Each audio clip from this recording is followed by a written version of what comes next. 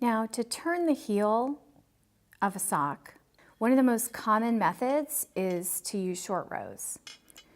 So when you get to the point of the design that you're working from, where you need to work the short rows, it's going to give you the number of stitches.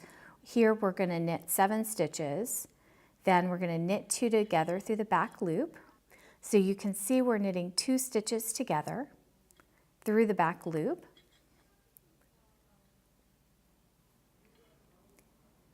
And then we're going to knit 1. Now we're going to turn the work. So again, we're working on the back, the wrong side of that. And we're going to slip the next stitch. Going to purl 3. So again, this is our design. You just follow the directions for your design, but this gives you the basic principles to use. You're going to purl until you have to treat the next stitches. And so we've knit up to the place where we need to next make the short rows. We're going to purl 2 together.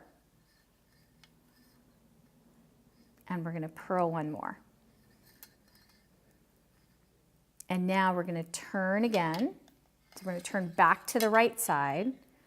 And you can see where we've been sort of decreasing stitches. So we're going to slip the first stitch knitwise, and we're going to knit to 1 stitch before the gap. What do I mean by that?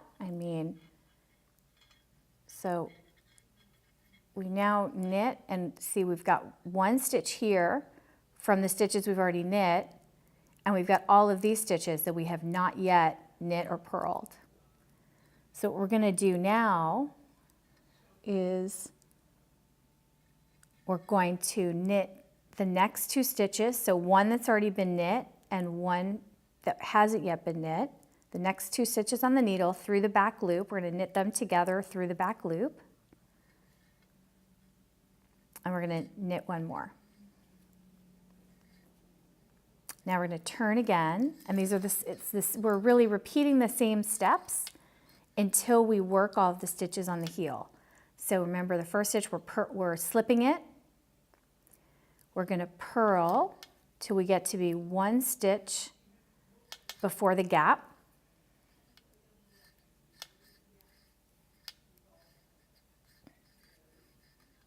So here we've got our last stitch that we've already worked, and we've got 3 stitches that we haven't worked. So we're going to purl. So we're going to purl the next 2 stitches together.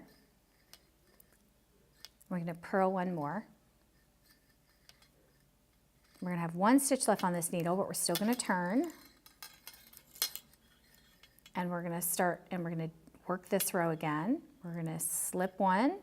Knitwise. We're going to knit to 1 stitch before the gap.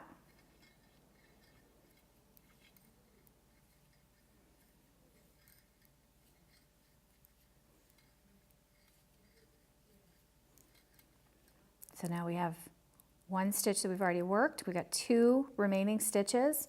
We're going to knit the next 2 stitches through the back loop. And we're going to knit 1 more.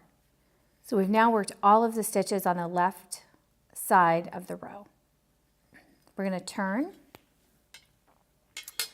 and do our final row for the heel on the wrong side. So we're going to slip 1 stitch purlwise. We're going to purl to 1 stitch before the gap.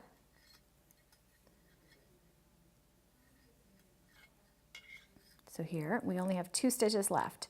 We're just going to purl those 2 together.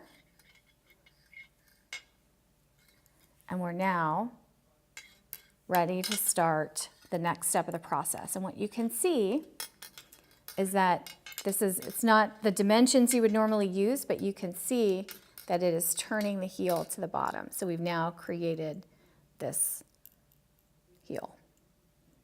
And that's how you turn the heel of a sock using short rows.